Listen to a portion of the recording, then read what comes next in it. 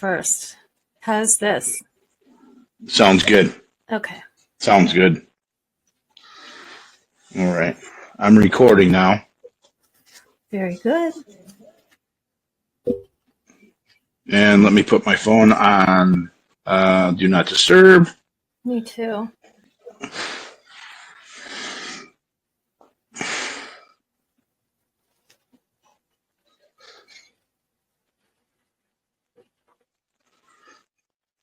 I hope I don't have to ever see any more penis pictures. I'm sorry. No, it's all right. It's the fucking receipts I asked for. It's very disturbing. It's the magnitude of it through all the different people, and who knows how many people were willingly participating too that we don't even know about. What do you mean?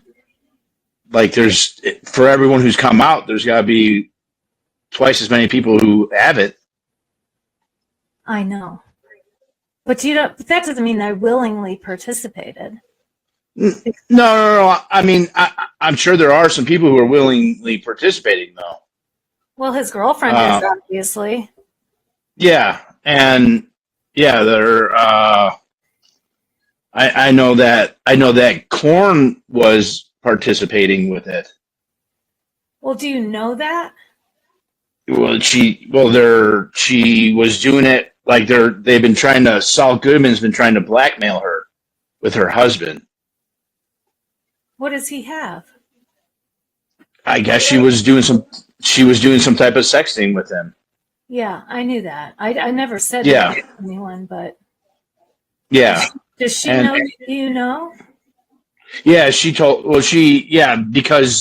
because Saul actually came up on my live screen and said that Korn was, that her husband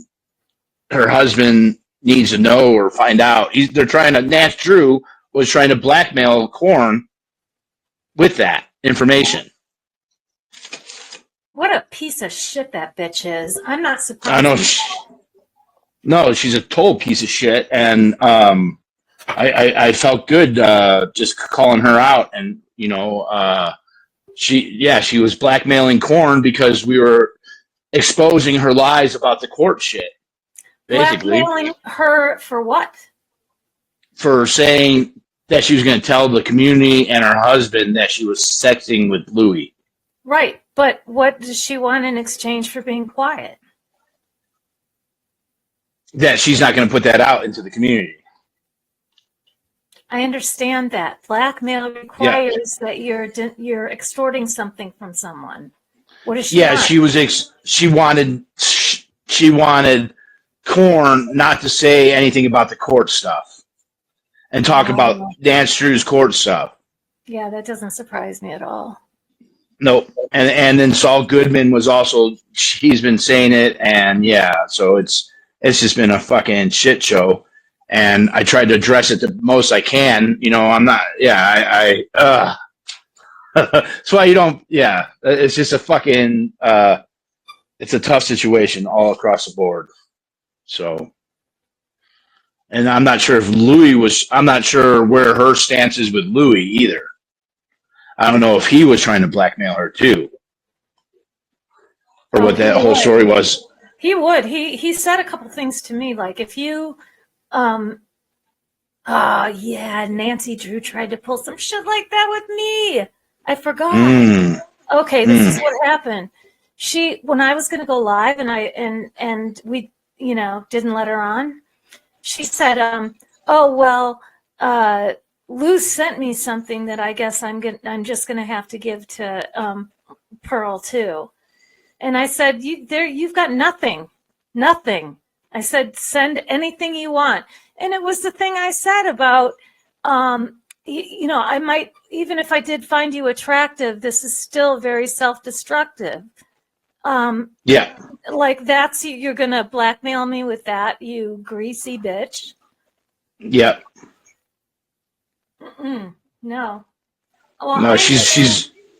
I knew because basically Lou told someone I know and they sent me the receipt. So not only did I know, but I had proof. Proof I would rather not have. But I would never, never use something like that. Or, Nance is so fucked up. She's just a fucked up human being. But I mean, she always plays victim. Korn's done a lot of shitty things to me. I mean, I've never done shit to her. And she does a whole hour hate video on me. Right when I'm in the middle of being attacked by Aaron. So I was like, but I would never do that. Never. Yeah. It's illegal, by the way. Oh, yeah. Well, that's what Aaron did to that one guy for the Aftermath Foundation. I can't believe that. I cannot believe that. Nathan Price or whatever his name is? Yeah, Nathan Price.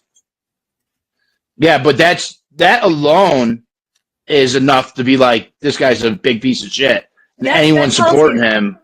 That's right. And so, like, Natalie, all these other people supporting him still is like, it doesn't even matter about his personal life and who he's fucking. Mm-mm. Just this alone is enough to be like, why the fuck are you not saying anything? You guys are fucking losers. Period. End of story. That's right. Who cares who he's fucking? I don't care. Yeah. I couldn't care less. No. I mean, if I care who he's abusing, and I think that he has been abusive with women. I know that he was with Lindsay. I heard the way he spoke to me. And in my conversations with Lindsay, she said that's exactly how he is with me all the time. Yeah. She said, you know how he pretends to be happy and he smiles and stuff when he's on, I don't want to tell her story, but she just said he's never happy. He's miserable. Is there an echo cancellation on your end? Yeah, I have it on. Is it echoing? I feel like I'm hearing some of my feedback. Oh, maybe it's sometimes that happens because it's catching what I'm saying to you, right? Your speakers, you're listening, and it's feeding that back to me. You know what? I've got my speakers on way too high anyway. You're really, really loud to me. Oh yeah, I'm a loud fucker. You're not a fucker, you're just loud. Yeah, just loud. Okay, so let me turn my own speakers down.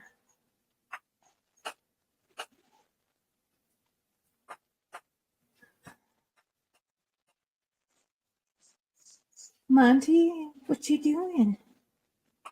Did I show you my dog yet? Yes, yesterday with the green eyes. Isn't he adorable? He really doesn't have green eyes. It was just the way reflection. He's getting some.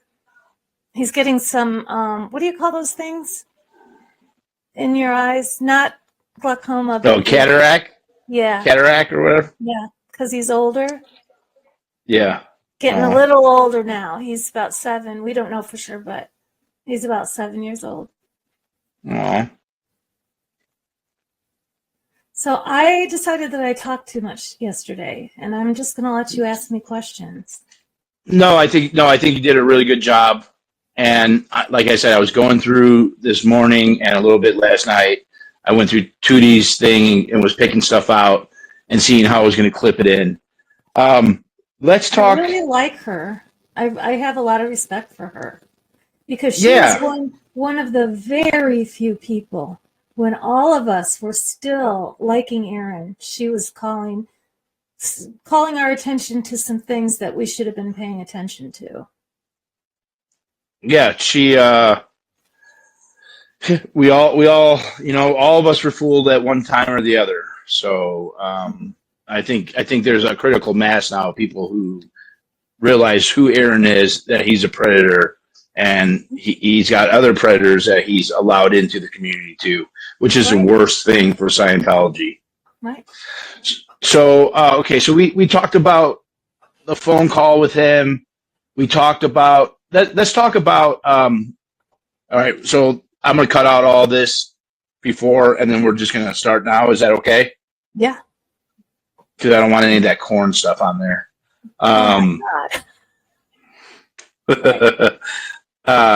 all right, so I'm going to ask you some questions about the.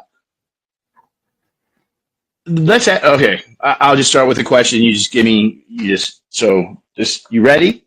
I'm ready. Okay. Um,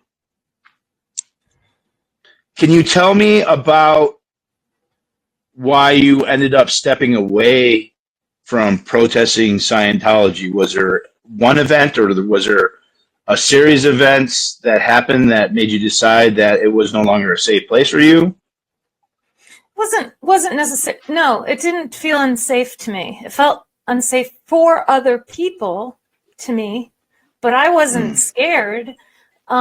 It okay. So I recognized that the situation with Lou Repetto presented a real opportunity for all of us to confront what was going on in the community in terms of the way women were being treated. And not just women, but never-ends, as we called them. People who were not ex-Scientologists were being treated as second-class citizens by everybody that was an ex-Scientologist. And can you hear me? Yeah, I can hear you. Okay. And there was a real opportunity for us to take a look at why that was, and what needed to change as a result. We needed a change in leadership. We needed a change in the way we were functioning and communicating as a group. We needed more organization and less begging for money. And I thought that the Lou Repetto would be the perfect jumping off point. You clean up the obvious problem, and then you deal with the environment that created it. It was a great opportunity to talk about what Scientology does to people. Scientology created Lou Repetto. So because that was what's that? And Aaron Smith Levin Yeah, too. yeah. And because of that, I thought, because it was wasted by Aaron's ego and his inability to say he's sorry, to feel contrition, to change, to be willing to change, to be willing to hear criticism, all of those things conspired against him and caused a lot of people to come at me, start attacking me, people that didn't know me, like Farrell Cheryl and Marilyn and Nora and you and I know that Nancy Milan had a lot to do with that. Now I know, but Aaron did too. And let's talk about that, because I think this is a perfect, and we were having a discussion about this before, about how, is this OSA? Is this an arm of Scientology? Is this just people kind of following Aaron as like flying monkeys? Or is there some type of combination of both, of maybe some influencers who are donating money, who are talking in the airs? What's your thoughts about that? I'm more interested in your thoughts about that, because I really don't know.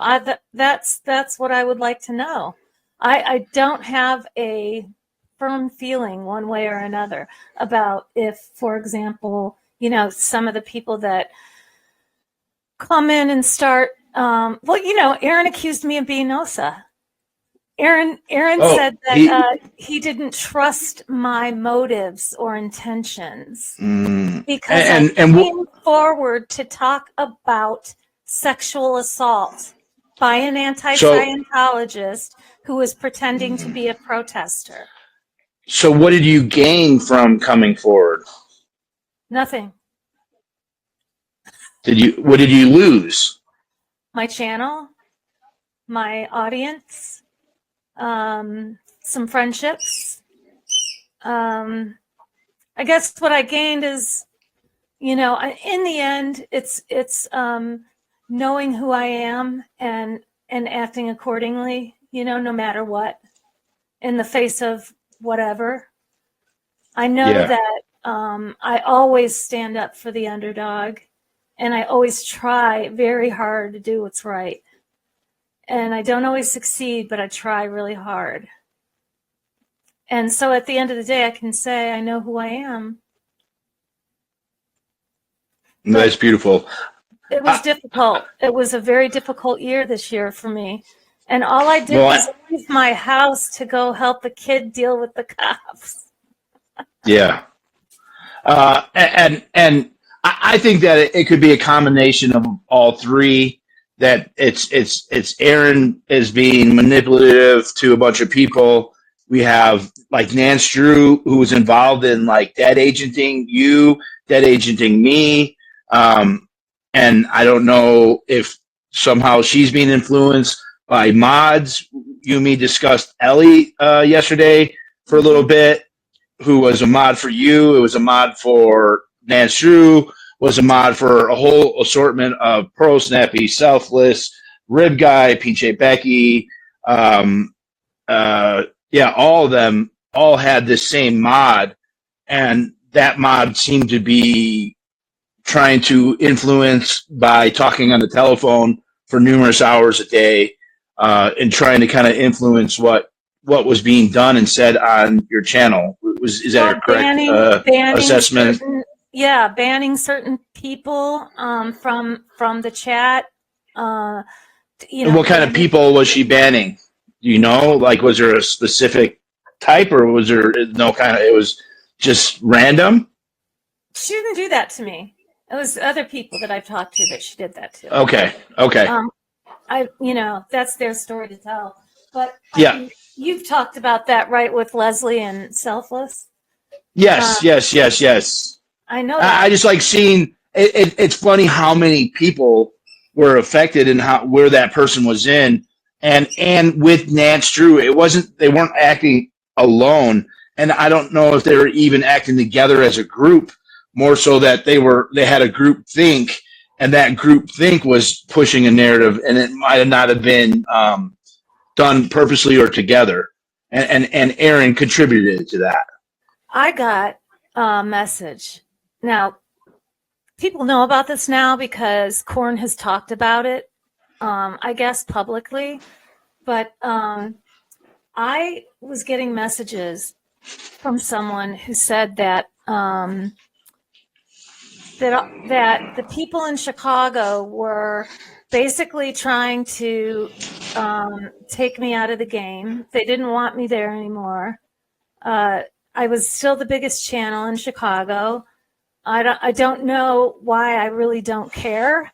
But those people were Free Zeno from Farsec, Nancy Milan, Angie Kane. Who else? Windy City Paul, and Juanita, and they were all following Nancy Drew, whatever she said they did.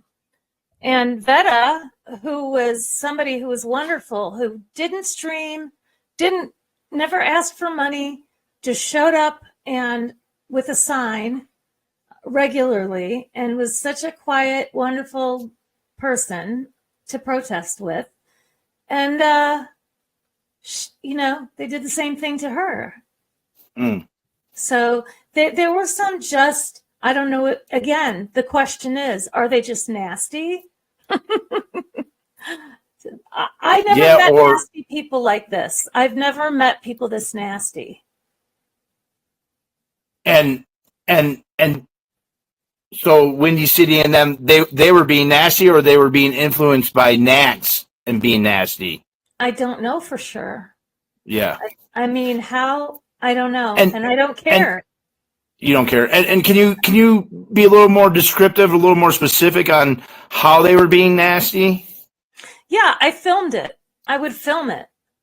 they would all sit on one side and no one would say anything to me.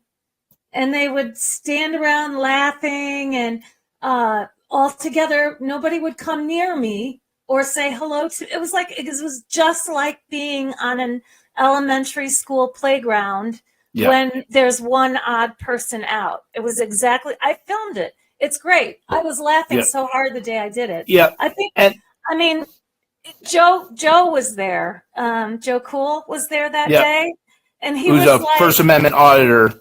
For people who don't know. And he, I used to go with him to cop watch and stuff.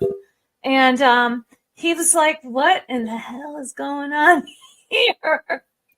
And he didn't even, all he had to do was look. And we went inside a store together to get a drink. And I thought I shut my microphone off. And that's when I started telling the truth about what was going on. Yeah. And people heard it. Yeah. And that's what I heard about you talking bad about them. Yeah. And that's where I formed an opinion about you. And went with, and then with the whole everything happening, that's where I was like, are you a bad actor because of that? Not understanding that there was previous history and that you weren't just talking, because what I saw was you were talking shit to the other protesters. And so that's it's important for like perspective.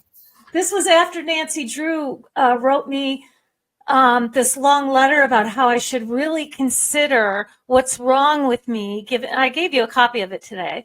Given the fact that I didn't approach her to give her free legal advice. Yeah. For her, it was real pushy. It was super pushy, and that letter actually was what helped me determine that Nancy Drew was a bad actor.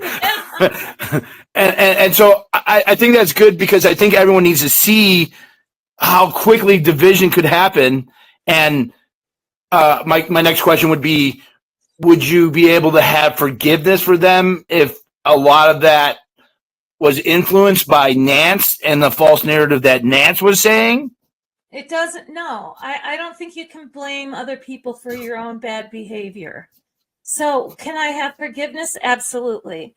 But not because someone made them do it. They would have to take accountability for their own weaknesses. Yeah. Perfect. I appreciate you saying that, and I appreciate the conversation about that, because I do think it's super important how quickly division could run through like protesting and community or a group, and saying the word group has been like this huge thing that no one wants to say, and because of RICO charges. But I really think that a community or group has to be formed with the safeguards in there to call out the people that are not working for the group and or breaking the law. Okay, so an organization like the National Lawyers Guild, which is a not-for-profit organization that's been around for decades, that helps people that protest, is a group. They call themselves a group. They're run by committees, and they have never been charged with a RICO charge. If you are not committing, if you are not conspiring to commit crimes, you don't have to worry about RICO. Whoever started that rumor, Aaron Smith-Levin, is not that smart. Yeah, I've been hammering at that group thing, that group speak for quite a while now. So I'm glad you brought that to everyone's attention. Yeah. And so there was this toxic environment there with all the other streamers, Nance, Korn, Windy City. Yep. And at that time, had Trashy already kind of quit and stopped? Yes. Yeah, he was long. And my understanding is he felt as though the community wasn't kind of supporting him. I don't know for sure why. Okay. Well, that's his story to tell. I do kind of know, but I'm not going to say. Okay, fair enough. And then so you stopped going there. And then you had you did the video with Mandy, and then so Nance made claims that she had been abused. You want to talk about that? The first time I became aware of that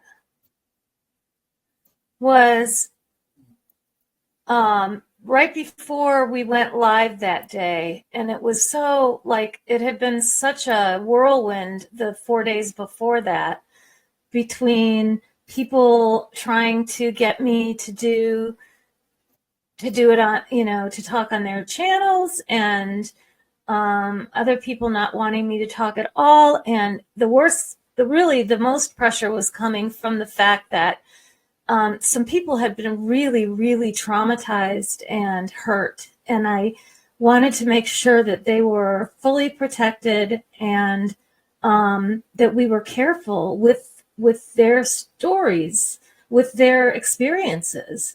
And that was a lot of pressure. I had to think about all the time what I was saying. And yeah, I mean, if I can't use names, I can't talk about evidence for those who have made police reports and there are ongoing investigations. And so there was a lot of pressure going on. And as I had been in the hospital all day and getting tests done and other things, and so I got a phone call, I think. It was a voicemail from her, and she was sobbing, absolutely out of control, sobbing. And she said, please don't be mad at me. Can't we just put everything that happened before in the past? And I was abused by him too. And I want to go on the live tonight with you guys. And I said, look, I'm not ignoring you. I'll get back to you when I get home. I texted it to her, and I said, but I'm not organizing anything. And she wrote back, that's not what Aaron and Natalie said. Just like a first grader. That's not what Aaron and Natalie said. So then we did the live as soon as I got home. And the minute I got off the live, I got a text message from her saying, oh, you're right. You did wait way too long to tell people. And because of that, I was abused. So she tried to blame you for what Louis Repetto did. Yeah, I mean, I waited a total of 3 days, I think. So, yeah.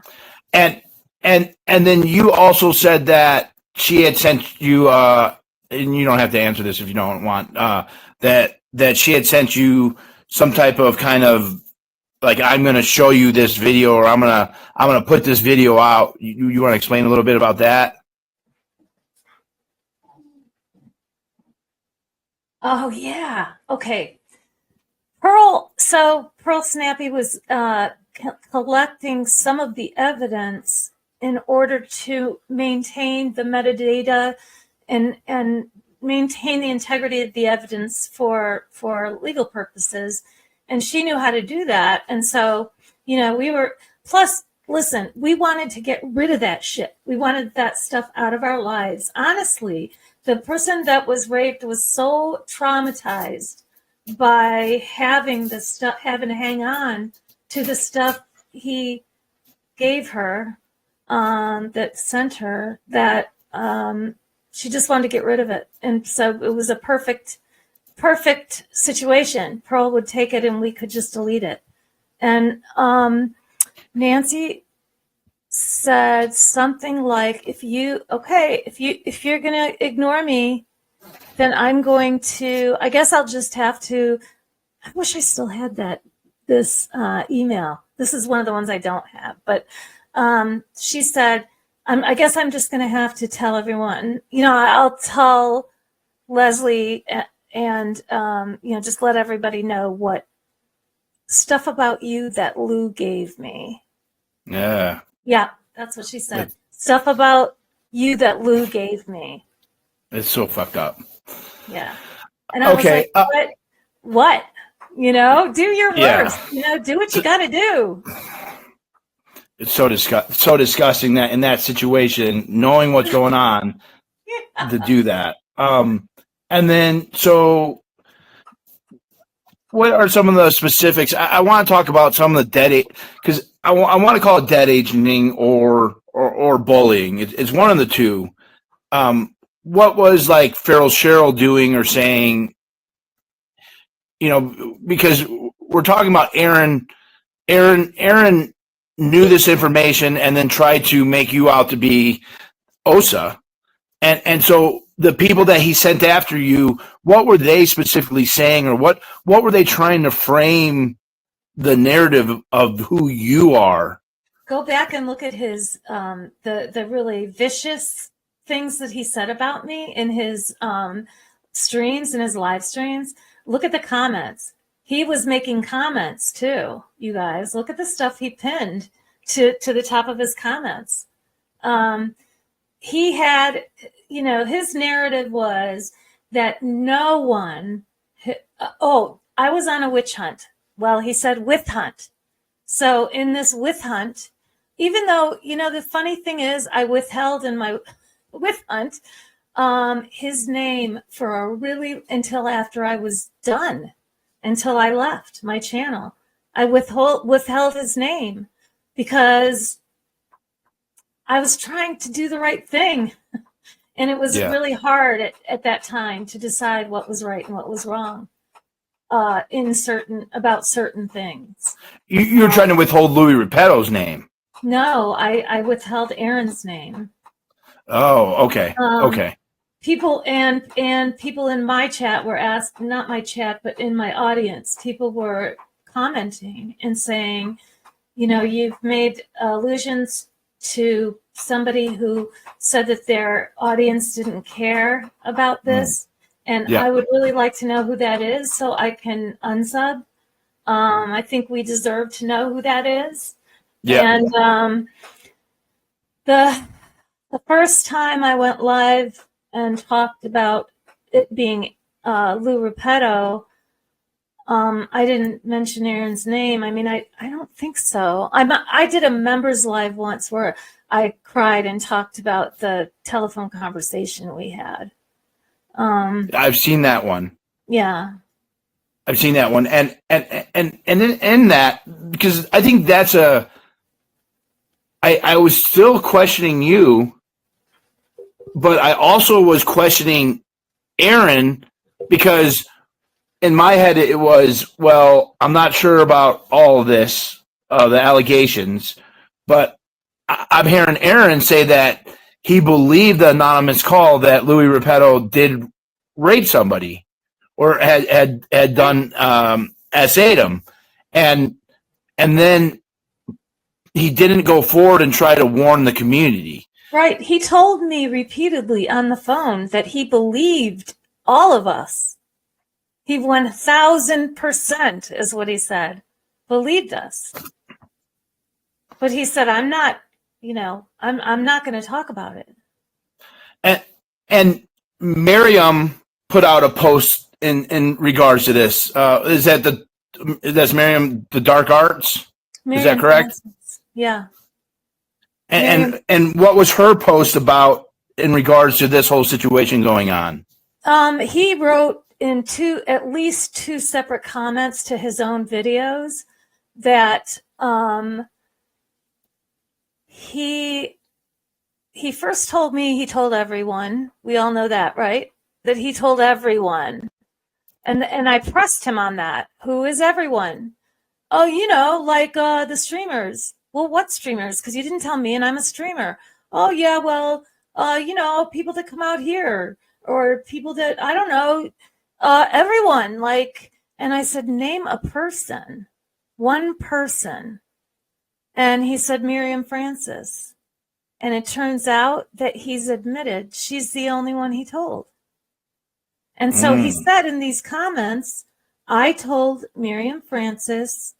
He also said it in a live. And he said, and what did I he? thought they would say, oh my goodness, thank you so much for warning us. We're so grateful to you. This is how he said it. But no, they brutally attacked me. And so I said, well, you're the one that's going to look stupid. He's not on my channel. He's on your channel. You're the one that's going to end up looking stupid. And yeah, very theatrically saying everyone else is an idiot. And what specifically was he telling them? Do you know the details of what he tried, or what did he? You don't know. And then so Miriam made a post about that, saying that she was warned, but there wasn't enough information. Is that correct? What her post said? She said that she was given a phone number that no one answered. Yeah, she called a bunch of times. Yeah. And I mean, sometimes we think, sometimes I think it's him. Like his anonymous people are all him. And it's, you know what I mean? And he knew when he was in the Sea Org, I'm convinced that the 4 years he spent in the same room with Lou Repetto, living in the same dormitory with Lou Repetto, who we know now has victimized at least 23 people from our community. Okay. That's not a few people. And with a deluge of the nastiest porn of him and his girlfriend or him alone. So, I know for a fact that given the fact that they were in such close quarters and for 4 years, I know that Aaron knew that he was a rapist. He's a serial rapist who needs to be taken out of society. He has no business being in society. And people have asked about police reports. By the way, Aaron has said, I asked about I was unhappy with the amount of information I was provided. I wasn't told anything about who the victims were or what happened to them. Well, Aaron didn't ask a single question about me. Was I okay? About the woman that was raped, that he believed 1,000% had been raped. All he wanted to know was, why would you go on YouTube instead of going to the police department and making a complaint? Why? Because we are the pool of victims. We need to let our sisters know. And at the same time, we go to the police, which I did, which the rape victim did. And blaming the victims like that is disgusting. I mean, and it's just more evidence of the overall culture. A lot of people were doing Aaron's bidding because they were eager to make money, and they were grifting off of this sick, unfortunate situation. I'm talking about people being tortured in Scientology. And they're trying to that's why I think Nancy Drew did everything she did. I think it was about money personally for her. Yeah. I think it always was. I think so too. Because she came I was the first one to take her. Actually, every one of those people that I filmed laughing at me, pointing at me, scowling at me that day and staying, in a little tight knot at one side of the org, every one of those people, I took them to the org the first time they ever protested. And interesting. It just cracked me up. Interesting. It cracked me up. And did you reach out to Natalie? Yes. And how many times did you have? So Natalie was the first person that said something about Louis and named him. Yes. Correct. And yes. And did she ever call you to get any information about what had happened? Never. Natalie, I met Natalie here in Chicago. I love Tony. Tony and I were buddies. I really did love Tony. He's a wonderful guy. And Natalie she wasn't feeling that great when she was here.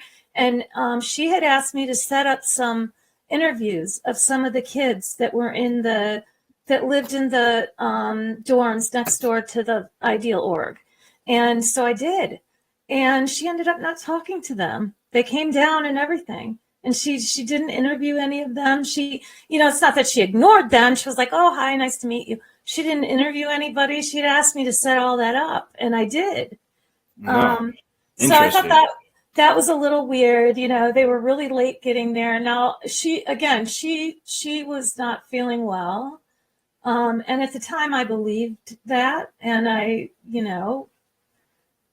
continued to text her, and, she texted me, and I thought everything was fine. And as soon as I crossed Aaron, as he sees it, by calling out a predator, by telling people that someone was raped, and that a whole bunch of us got the kind of material that makes you sick, right? It makes me sick. Yeah, I don't know how you felt about it, but well, it's disgusting, and some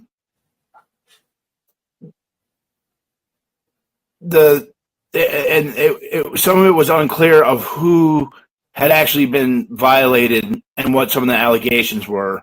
So there was the allegation of Louis forcing a girl to do a blowjob to pass a course.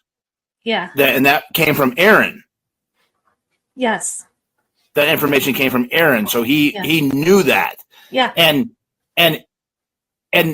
Aaron was also the one who introduced everybody to Louis Repetto into the community. yeah. Knowing There's this. ample proof of that. There's so much proof of that. And in the phone call, he also said that he had raped a girl too. Is that correct? That Aaron had raped a girl? No, excuse me. That Louis Repetto had raped a girl in the Sea Org. Yes. Besides the blowjob. Yes. And then your friend. Don't say any names. Do not. I'm not saying any names. I don't know the name, so I can't even say it, which is good. Okay. That was a protester, correct?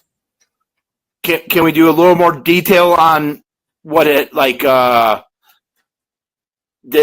they like talking on the phone? Was it on the phone, or was it like in person? Like, no, I don't know how much detail you want to go into that. He sexually assaulted her. You do that in person. Yes, and that was at like we can't talk about that. Okay, where cool. it was, any of that. That's all evidence, and okay. Thank God, it's under investigation. Why he's not behind bars, I don't know. Like Selfless said, he should be in prison for the rest of his life. Yeah, no, absolutely. I mean, it's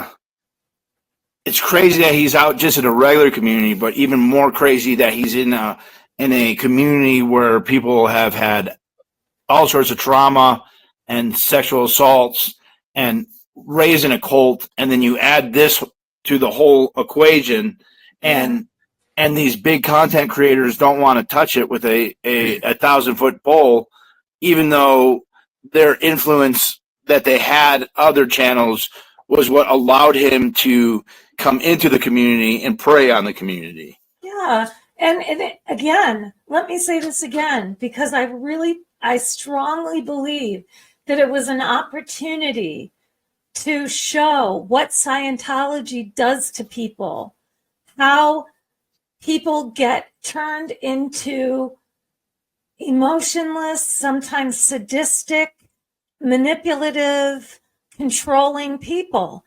I mean, unfortunately, preparing for this interview, I've gone back over so many interviews with Lou Repetto, and he was never as gleeful as when he was talking about how you could control people using Scientology techniques. Yeah, I saw that one with Liz and Vanessa.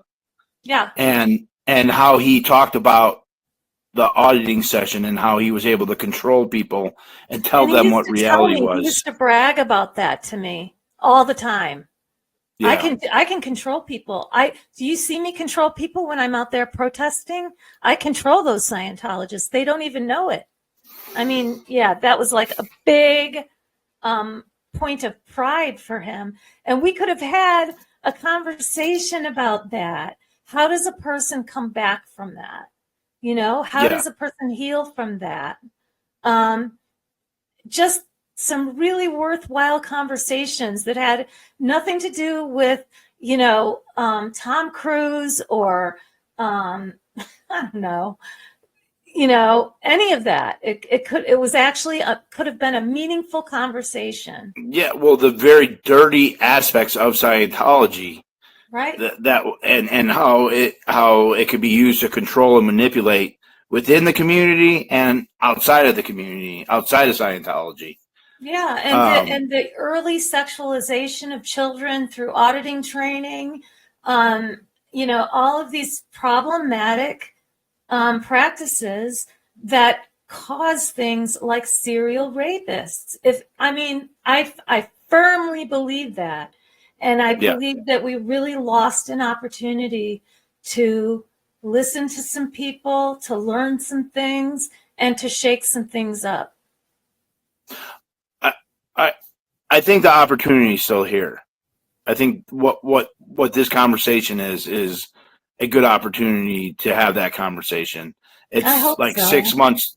It's 6 months too late, but um, it's still what it is. It hasn't changed. It's still the framework of Scientology, the high sexualization of children, and Yeah. and and it doesn't just leave. You don't just leave Scientology. That all goes with you. All that baggage goes with you. And Um, you need help. It's like basically leaving one planet and moving to another, and you need yeah, help learning how to do that. Learning yeah, the language and the culture and all that stuff. and just the norms of That's right. yeah, just the norms. And so Natalie didn't. You had done a bunch of correspondence with her. Farrell Sherrill was leaving some like just nasty comments. I don't even know her. I've never met her. I've never watched a single stream. I don't even know if she streams. I know nothing about her. I just thought it was Yeah, funny. She doesn't know me, and yeah, she's drawing conclusions about what my motives are. Why? Because Aaron told you so? yeah. I think that's all like super important to this. Like, Yeah, and then what did Marilyn reach out to you or anything, never. Nobody reached out to me. Nobody. including myself, Right. which I think was one of my biggest mistakes, was And not just calling you and getting the information. where were the women? Where was Nora? I mean, Liz Ferris I shouldn't say nobody. Liz Ferris reached out to me. I suppose, regardless of what her motives were, she did reach out to me. But what about Nora? Where was Nora? And where was Marilyn then? And where were all these women that somehow are, fangirls of William Good and, where were the Good girls? I mean, nobody reached out, okay? And I find that pretty Rabbit, disgusting. rabbit. Never. No. She had conversations, I believe, with people about doing the show, and she wanted to. It's like, either give us this story for clicks and money, or we're gonna ruin you. And that's what happened. So I did not want to do it for clicks and money. Yep. I wanted us to learn something from it. I'm Yeah. not after Aaron. I never have been. I find it amusing that he thinks so. One of the things he said was that in my whip hunt, I went after every other streamer that would not act as my mouthpiece. Mm. I never asked anybody to be my mouthpiece. We didn't even really have a letter. What we had was an outline of what we wanted to say about the situation. And it wasn't a letter. It was a what did I call it before, Scott? Yeah, like a guideline or it was like a guideline or like not cliff notes, but just like an agenda for like not a to-do list. Yeah, like an itinerary of how you were going to handle the situation. It was like more like, we wanted to announce that this had happened, and we wanted to say that certain things we thought would help prevent it from happening again. Well, how did Aaron make it into a letter then? How did he get into possession of that? Everyone started calling it a letter. Even I did. Yeah. Because, it was like shorthand. So by then, they knew what I was talking about when I said letter. Yeah. But it was never. And so you wrote this thing about why you were calling them out and kind of like almost like a business plan, but for the stream of how you were going to present this information to the community, basically. Right. And then how did Aaron find out about that then? Oh, I sent him a text message saying what happened and said, would you be willing to talk about this on your stream? Would you be willing to do a stream about this? And then, so that then all of a sudden turned into a letter where it was attacking everybody, and that he wanted you to use his platform, and he made it sound like you were like demanding him to use it, basically. Right. Is that correct?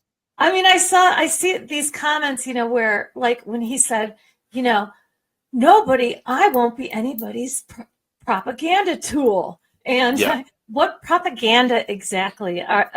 Propaganda is a lie that is intended to sway people's minds about something. So first of all, where's the lie? You said you believed us 1,000%. Where's the lie? And what do I want to slant people to believe? What's my agenda here? Because you're such a winner when you come out about having been abused sexually. It makes people like you so much, and it's not embarrassing at all, and it's not upsetting or traumatizing. Answering questions about, but did he really? Did he touch you? Where did he touch you? And how many pictures did he send? And did you ever flirt with him? And, on and on and on. There's nothing good about it. There's nothing fun about it. I felt it had to be done mainly because of my loyalty to my friend that was assaulted and to women in general. And let's talk about, so you've pretty much been silent here for months. You kind of been disappeared. Yeah. And Mrs. J and Tootie have been doing Toddy one step. One skip. One skip. I can't remember. Toddy. They've been doing a lot of videos about Louis Repetto specifically. I know Mrs. J had like 7 videos or 9 videos out on like exposing Louis Repetto. Do you believe that she's done a pretty good representation of some of the things that have happened? Definitely. I think she's done it. If it weren't for her, I wouldn't be talking right now. Let me tell you what happened. When I left the community, nobody said, boo-hoo, Shannon, we're going to miss you. That's not true. My viewers did, right? Not a single person that's a streamer said, thanks for handling the Ideal Org opening in Chicago by yourself. Thanks for dedicating all of those hours to something that, you know what I mean. It's what's going on with you right now. Yeah. There's never any goodbye and thanks for the good times. Yeah. It's like, get the fuck out of here, you loser. And then And then, you know, I went to Discord. That's what happened. I went straight to Discord, and they welcomed me with open arms. There's nothing about Discord that's true that Aaron says all the time. Patty isn't. I mean, there's a lot of people with many, many years experience protesting Scientology, people from Anonymous. There's a lot to be learned in Discord. And the reason Aaron didn't like it is because they criticize him there. He can't take criticism. He can't not at all. And so there was some information in Mrs. J's videos that couldn't have come from anybody but yourself. Did I catch that right? That led to some copyrights being issued. You want to talk about that?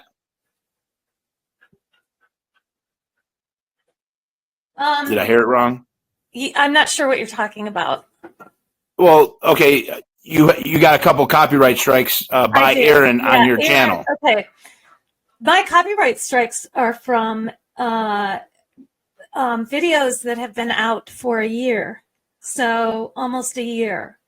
So I've had videos on my channel sitting. You know, I haven't made any. I'm sorry. I haven't made new content since September, July, September. And they've been there for anybody to watch. And one was my interview, the interview of me about the opening in Chicago when it was starting.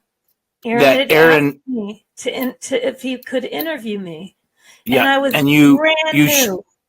And he told me, "Don't worry, we're going to put this on StreamYard." I said, "I don't know how to use it, and I want this for my channel." And he said, "Don't worry, I'll give it to you. You know, you can just take it off my channel as soon as we're done, and you know, no big deal. Don't worry about it." And we had a perfectly friendly, cordial conversation. He thanked me for everything we were doing. You know, for all my hard work. And just a couple days, maybe a week ago, he copyright striked me for that. So he took that down. The interview of me, the very first interview of me. He took it down on his channel?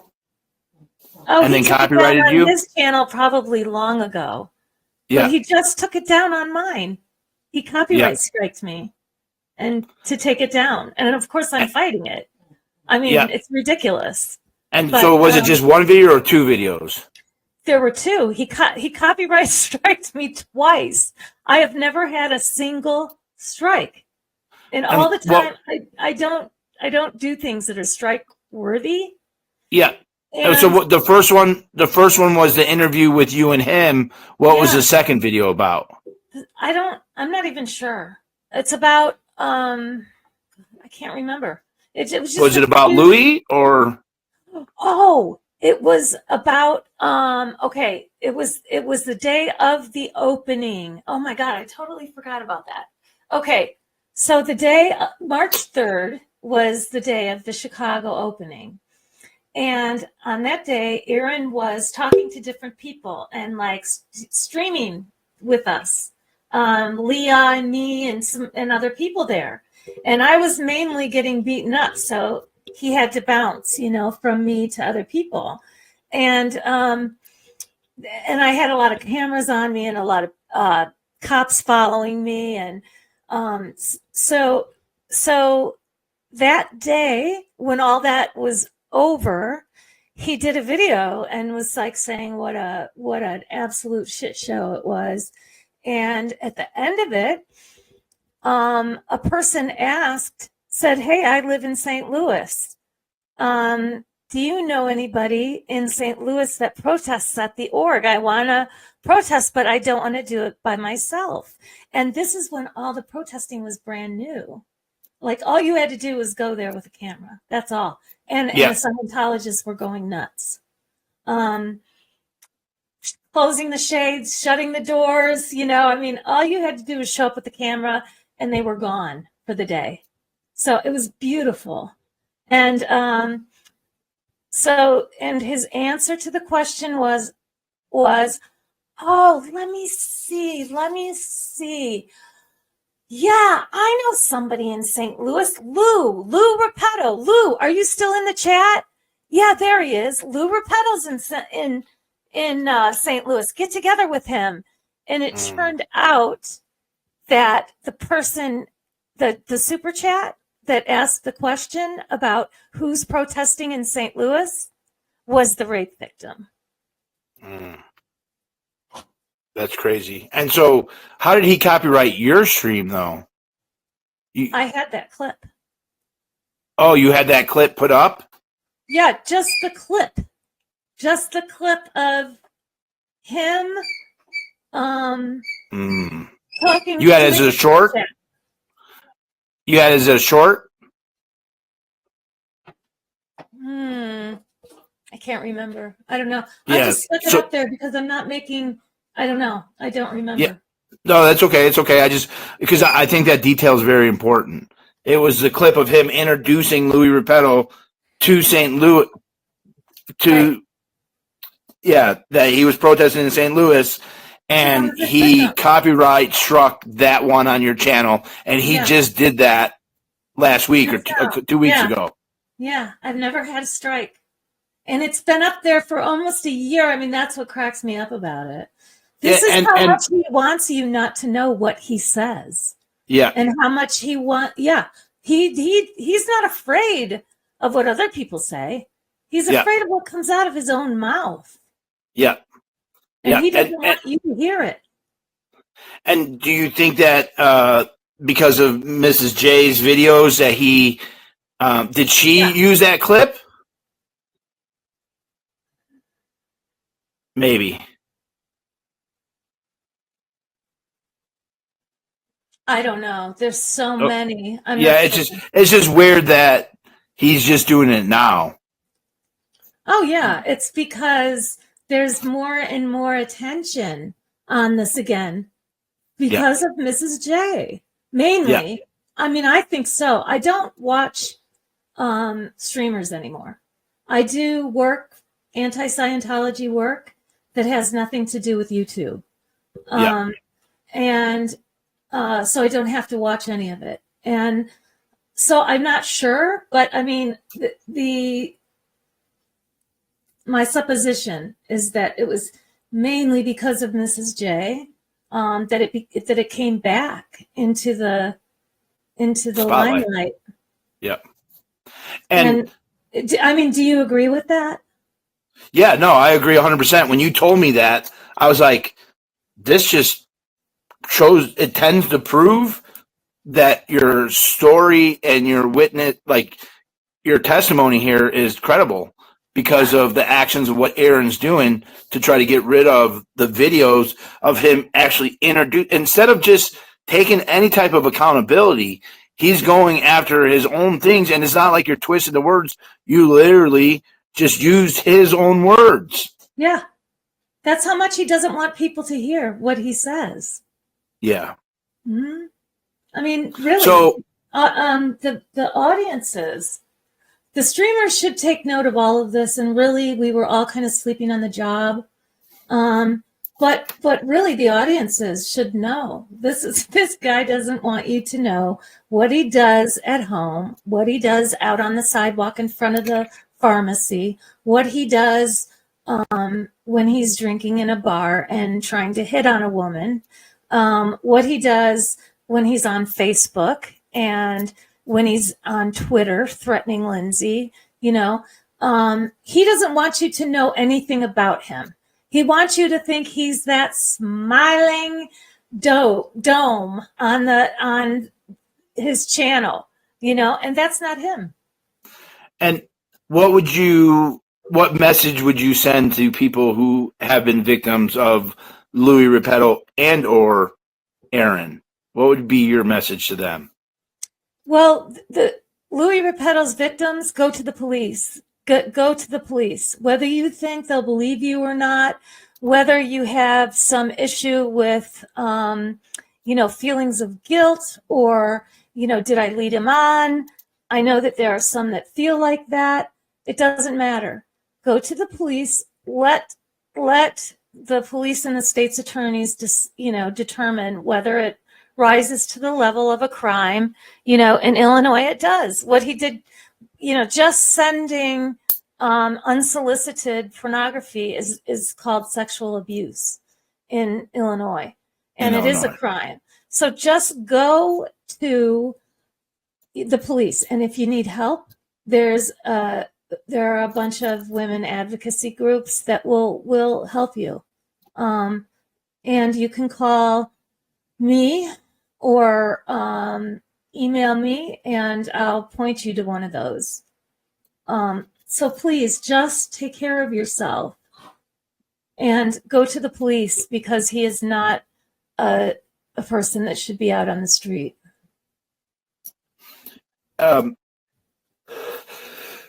Excuse me. Would you ever come back and stream again?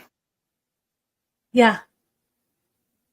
When I left, I did a farewell stream. And when I left, I talked about all the things that had driven me out.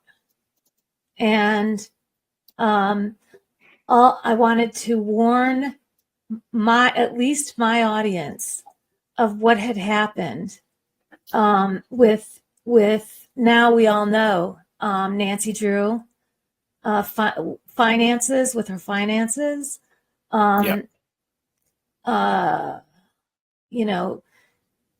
The whole basically issue with some feeling of superiority that the ex-Scientologists felt they had, so that, the Lou Repetto thing was allowed to happen and to stay unreported for so long.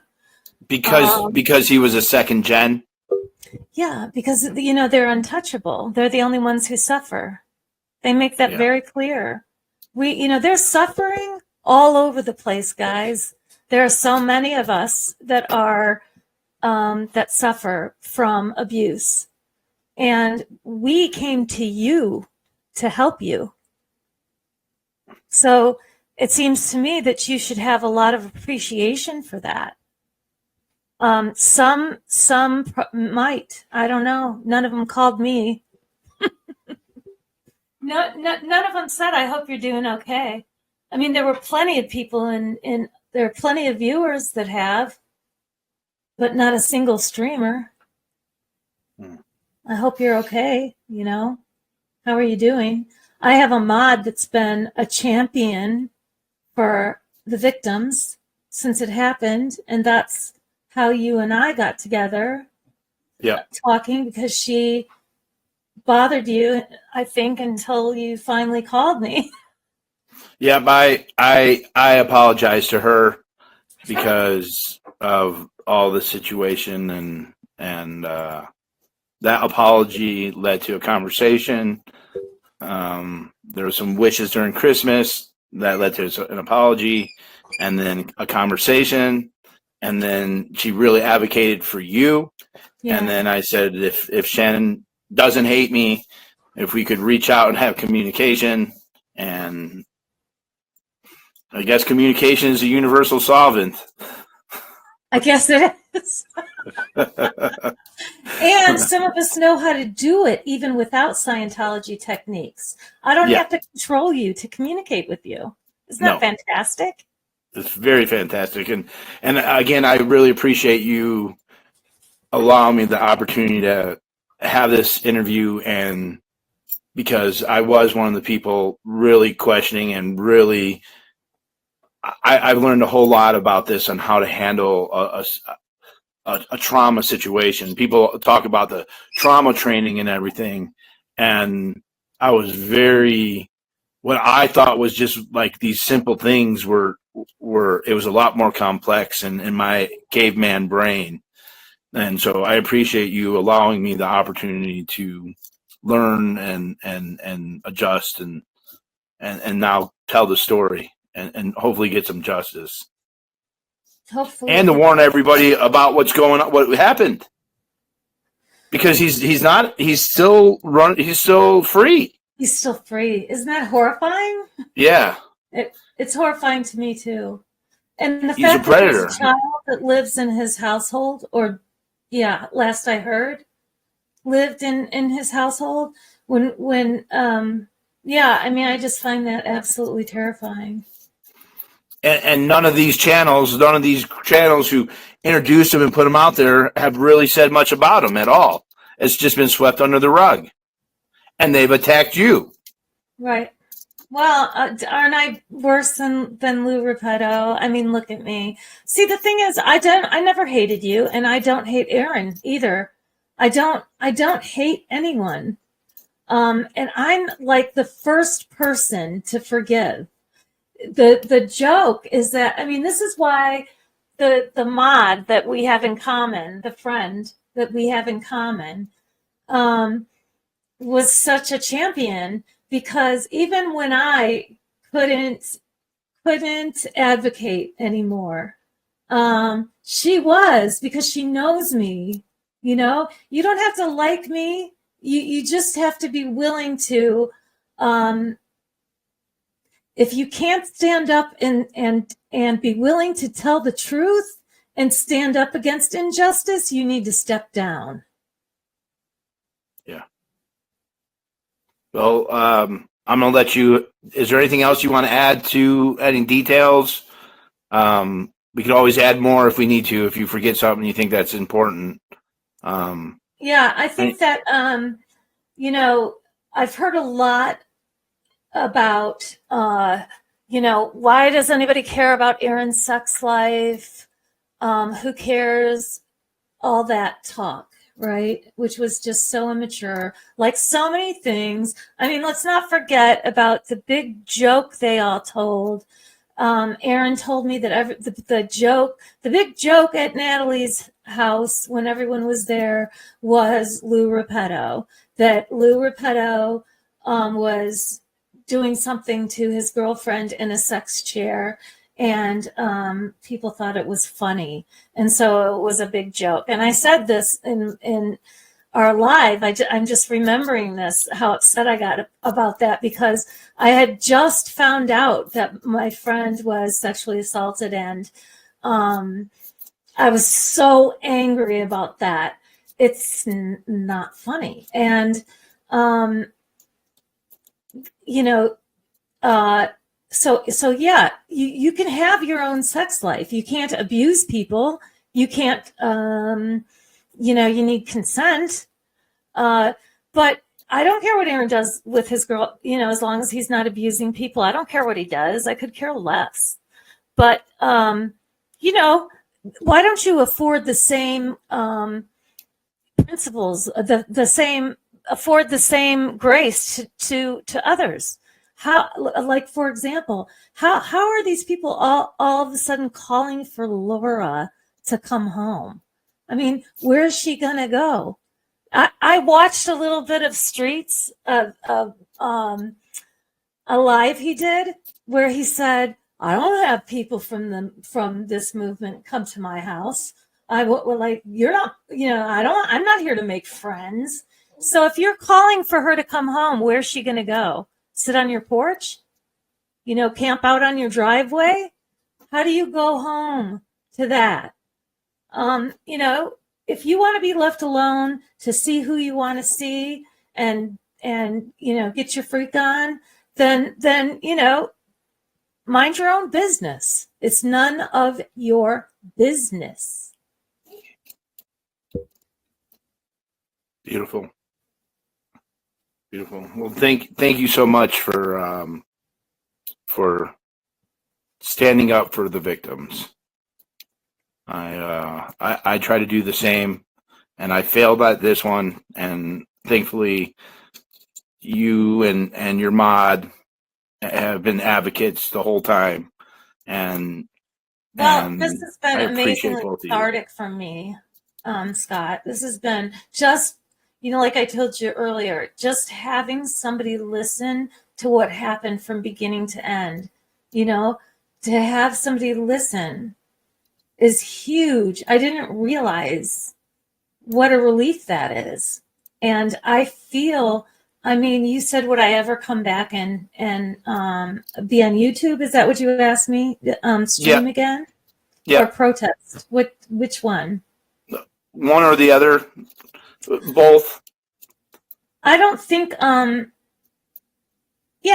yes, to both. I wouldn't come back to the Scientology, not unless this is, I started to tell you this, and then, of course, I lost my train of thought. But when I talked to my audience to say goodbye and warn them, mainly I wanted to warn them about some things that I saw going wrong.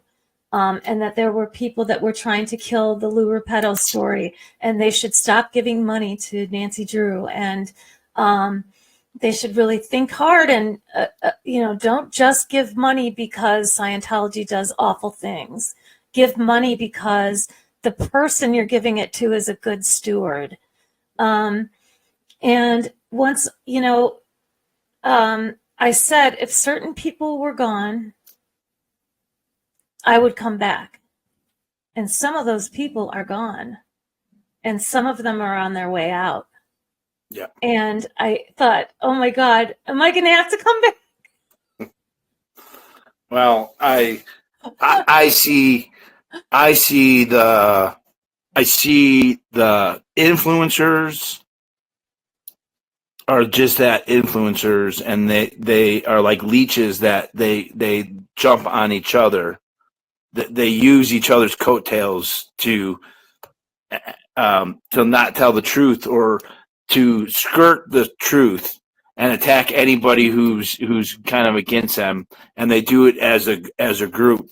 And I just just a couple of days ago I had a stream where I was crying, saying I'm quitting, and it was from a couple influencers who have combined over 500,000 subscribers. That's a huge audience of people who are making up lies and saying, trying to go after me. And it's like, how many times did I go to jail? I beat restraining orders by myself without a lawyer. I've been out doing barbecues and trying my best to raise community. And something I did when I started was doing a Meet the Streamers series where I was trying to build small channels. And so I personally need to get back to that and not be dealing with these people who are huge channels who don't give a fuck about any of this. They're in it for themselves. They're in it for the money. And I don't know where OSA is involved in it. I don't know if they're just donating. There's certain donators who are donating money and then influencing them in behind the scenes via emails, text messages, Instagram posts, Discord. I'm not sure. It's all speculation, but I do know that they're not there for the good, for the victims, and this whole second gen verbiage and the never end verbiage creates a caste system within this niche community of Scientology and cult, and it has to end. And we have to come together as a community, and we have to upbring the smaller channels and provide guidelines to what is allowable in terms of asking for money. And it can't be about money. It's got to be about the cause. The money comes when you're on the right thing, because people want to support. And so it's being able to have the right tools and the understanding to identify some of the red flags, and a lot of us miss them, we believe in the good intentions of people. And so hopefully this is helping, Nance Drew. There's been a lot about Nance Drew and exposing kind of, that she is not here for the right intentions. She might not be OSA. She might not even have all these bad intentions, but her actions are against the community and having a group and helping people. Is she still around? She's still lurking. She's she's kind of been ostracized by all the groups here now. But she's still around. She's still popping up in some of the people's chats. She was in Natalie's chat the other day, and there's no regulation of the chat or the type of people that they keep, and that is the parasite. You allow those parasites to go through, and it destroys the whole community. When creators allow their viewers to start talking crap about other creators and other viewers in their chat, they're it causes a lot of problems. I mean, even with that one change, that would change a lot. But there are bigger things that need to happen first, like a change of leadership. Yeah. Changing the guard. Yep. It's time to grow up. Thank you so much. I'm going to leave you with the final words, and then I'm going to end this. So, thank you. Oh, okay. So I got to come up with a name for this too, don't I? I just want to, thank you for helping take this burden away from me after this. I'm going to advocate always for the victims to get justice, but I really feel like the truth that I needed to release has been released. And, I'm going to say it again. The people in Discord were there for me, and it's not perfect. No one's perfect, guys. I mean, when you start looking for perfection, you'll be sadly disappointed because we're human beings. But don't let other people make decisions for you. Don't let other people make up your mind. If you have a good heart and you really care about the suffering that's going on in Scientology, then get together with a few other people that feel the same way and come up with a plan to just accomplish one thing. Like, my group is working on putting together educational materials for government agencies that deal with the populations that suffer most by Scientology, which is the children, abused children, and the elderly, the abused elderly. And so, we're talking about social workers in hospitals, the police departments, government agencies that deal with these populations. We tell them what to look for. We explain how Scientology tries to control those situations and why they may not agree at first to take medication and so on. Why they may bring an elderly person in and, push them around and try to make decisions for them and not listen to their own desires. It's the same thing we did in like the 80s with child abuse. They started separating children from their guardians in the hospital when they were injured and asking them questions about what was going on at home. And guess what? A lot of kids started telling the truth. So what would happen if we did the same with Scientologists?